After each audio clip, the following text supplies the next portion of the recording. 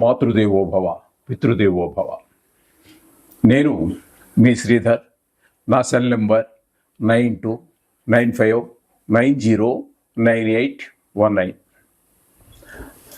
ఇప్పుడు మనము జూలై నెల 1వ తారీఖు 2025 నుండి 15వ తారీఖు జూలై నెల 2025 వరకు, అంటే 15 రోజుల పాటు పక్ష ఫలితాలు, గోచార ఫలితాలు ఏ విధంగా ఉంటాయి ద్వాదశ రాశులకి అనేది సశాస్త్రీయమైన పద్ధతిలో తెలుసుకునే ప్రయత్నం చేద్దాం.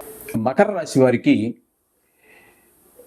1వ తారీఖు జూలై నెల 2025 నుండి 15వ తారీఖు జూలై నెల 2025 వరకు, అంటే 15 రోజుల పాటు గోచార ఫలితాలు ఏ విధంగా ఉన్నాయనేది సశాస్త్రీయమైన పద్ధతిలో మనం తెలుసుకునేటట్టు ప్రయత్నం చేద్దాం.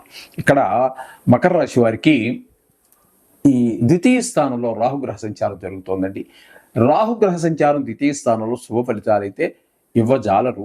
ముఖ్యంగా ఇక్కడ ధనాదాయం తగ్గుతుంది, మాటలో కఠినత్వం పెరుగుతుంది, లేదా మనం కరెక్ట్గా మాట్లాడినా అవతల వాళ్ళు తప్పుగా అర్థం చేసుకునేటువంటి తప్పుగా అర్థం చేసుకుంటారు. తద్వారా మనకి వైషమ్యం పెరిగేటట్టు అవకాశం ఉంటుంది.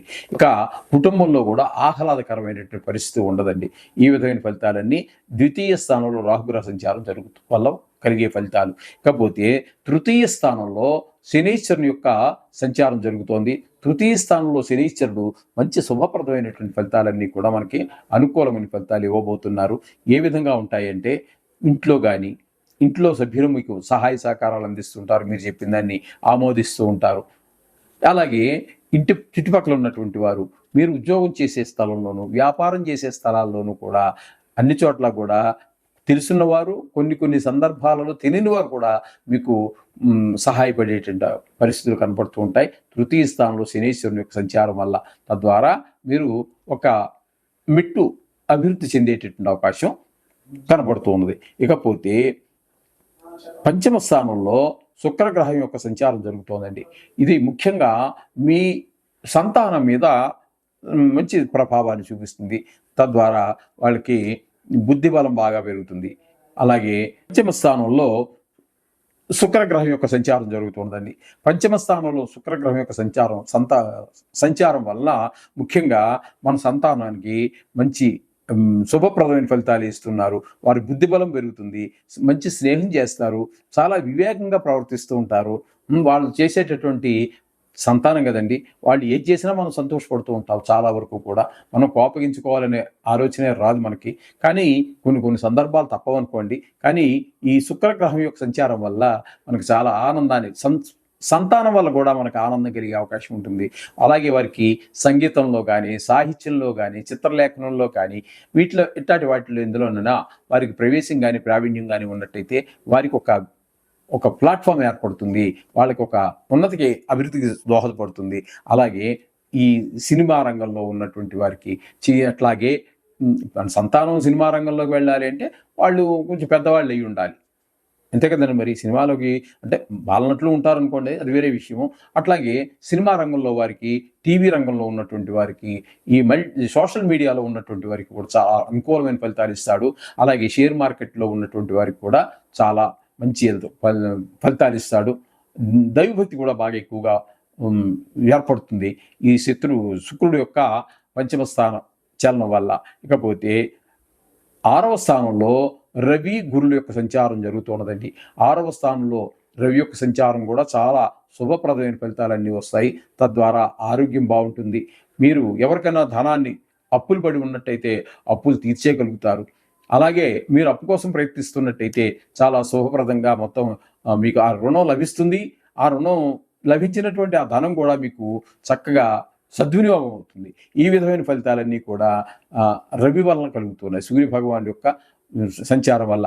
అంతేకాకుండా ముఖ్యంగా ఆరోగ్యం అందరికీ బాగుండేటువంటి అవకాశం ఏర్పడుతూ ఉంటుంది. ఇక గురువు 6వ స్థానంలో అనుకూలమైన ఫలితాలను ఇవ్వజాలరు. తద్వారా ఇప్పుడు మనం రవికి ఏదేవైతే చెప్పుకున్నామో తద్భిన్నమైనటువంటివి ఏ ఒకటి తేడా లేదండి. ఆరోగ్య విషయం ఒకటి వదిలిపెడితే మొత్తం మీద 6వ స్థానంలో ఉండటం వల్ల రోగాలు వచ్చేటువంటి అవకాశం ఉంటుంది, రుణాలు పుట్టవు. ఆయన పైన ఒకే స్థానంలో 2 గ్రహాలు ఉండి భిన్నమైనటువంటి ఫలితాలు ఇస్తున్నాయి. చూడండి తేడా. అది చేస్తే ఆయన అనుకూలంగా ఉంటే ఈయన ప్రతికూలంగా ఉన్నాడు, ఈయన ప్రతికూలంగా ఉంటే ఆయన అనుకూలంగా. ఈ ఎవరి పని వాళ్ళు చేస్తున్నారు అంతే అది. ఓకే. ఇకపోతే 7వ స్థానంలో గురువు యొక్క సంచారం, భార్య మధ్య భర్తల మధ్యన అనుకూలత, ఇద్దరు ముగ్గురు కలిసి చేసేటువంటి వ్యాపారంలో కూడా అనుకూలత, వాళ్ళిద్దరి మధ్యన సానుకూలత ఉండడం ద్వారా ఆ వ్యాపారమో అదేదో మంచి అభివృద్ధి చెందేటటువంటి అవకాశం కనిపిస్తూ ఉన్నదండి ఈ విధంగా గురువు యొక్క 7వ స్థానం వల్ల. ఇకపోతే 8వ స్థానంలో కుజ కేతువుల యొక్క సంచారం జరుగుతోంది. 8వ స్థానంలో వీళ్ళిద్దరిలో ఒక్క గ్రహం ఉన్నా కూడా అక్కడ మనకు కొంచెం చెడు ఫలితాలు ఇస్తారు. అలాంటిది ఇద్దరు ఉన్నారు కాబట్టి కొంచెం జాగ్రత్తగా ఉండవలసినటువంటి విషయం.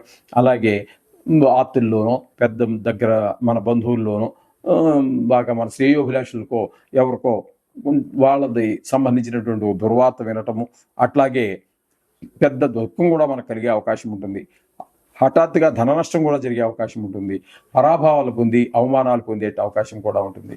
కాబట్టి చాలా జాగ్రత్తగా వ్యవహరించవలసినటువంటి విషయం ఈ కుజకేతుల విషయంలో. విన్నారు కదండి. ఈ విధమైన ఫలితాలన్నీ కూడా కొన్ని గ్రహాల అనుకూలత, కొన్ని గ్రహాల ప్రతికూలతలు ఉన్నాయి. అంచేత దీని గురించి కంగారు పడాల్సిన పని లేదు. అవి జాగ్రత్తగా గుర్తుపెట్టుకోండి. ప్రతికూలంగా ఉన్నటువంటి గ్రహాలు ఏ విషయాల్లో మనకు ప్రతికూలత చూపిస్తున్నారో ఆ విషయాల్లో తగు జాగ్రత్తలు తీసుకుంటూ రోజు మనం చేసే పూజలో ఆ నవగ్రహాన్ని లేదా సంబంధమైనటువంటి ఏదైతే ఉన్నదో దాన్ని చేస్తూ మీరు కనుక ముందుకు వెళ్ళినట్టయితే వీటిని సునాయాసంగా 15 రోజులు చిన్న పీరియడ్ అండి. అది పెద్ద సమయం ఏమీ కాదు. మనం సునాయాసంగా వీటి నుంచి మనం బయటపడే అవకాశం ఉంటుంది. శుభం భూయాత్.